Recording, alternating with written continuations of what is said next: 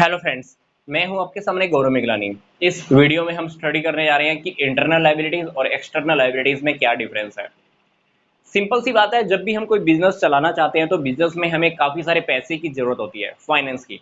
अब वो फाइनेंस कहाँ से आएगा? कुछ आएगा ओनर्स, बिजनेस के प्रोपराइटर या बिजनेसमैन की वजह से। तो बिजनेसमैन, बिजनेस के ओनर या प्रोपराइटर जब भी बिजनेस में अमाउंट इंट्रोड्यूस करते हैं तो उसको हम बिजनेस की नॉलेज में क्या बोलते हैं? कैपिटल बोलते हैं।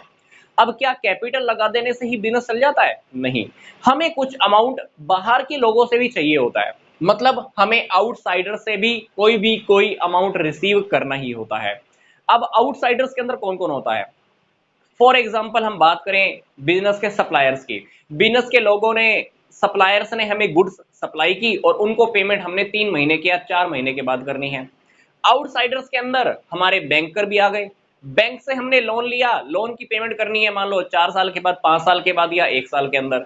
बिल्स पेबल की पेमेंट कह सकते हैं। कुछ एक्सपेंसेस ऐसे होते हैं जिनकी पेमेंट हम इमीडिएटली नहीं करते, 5 महीने के बाद, 6 महीने के बाद भी करते होंगे। तो कहीं ना कहीं हमने बाहर के लोगों से भी फाइनेंस की फैसिलिटी ले ही रखी है।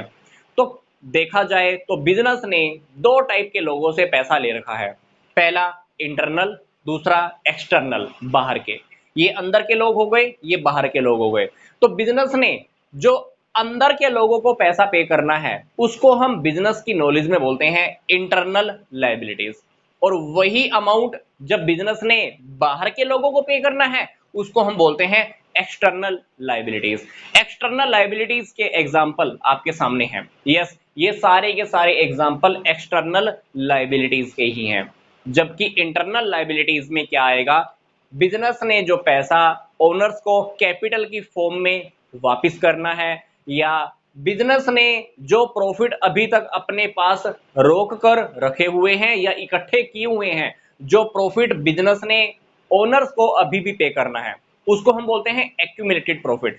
तो ये दोनों आइटम्स हम काउंट करते हैं इंटरनल लायबिलिटीज में। तो इंटरनल लायबिलिटीज का क्या मतलब हुआ? जो अमाउंट, जो लायबिलिटी बिजनेस की, बिजनेस के ओनर्स के प्रति है उसको हम इंटरनल लायबिलिटीज कहते हैं। और जो लायबिलिटी बिजनेस की आउटसाइडर्स के प्रति है उसको हम बोलते हैं एक्सटर्नल लायबिलिटीज।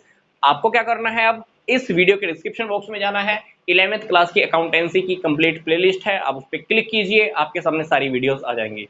मिलूंगा मैं आपको नेक्स्ट वीडियो में। यहां तक का वीडियो देखने के लिए आपका धन्यवाद।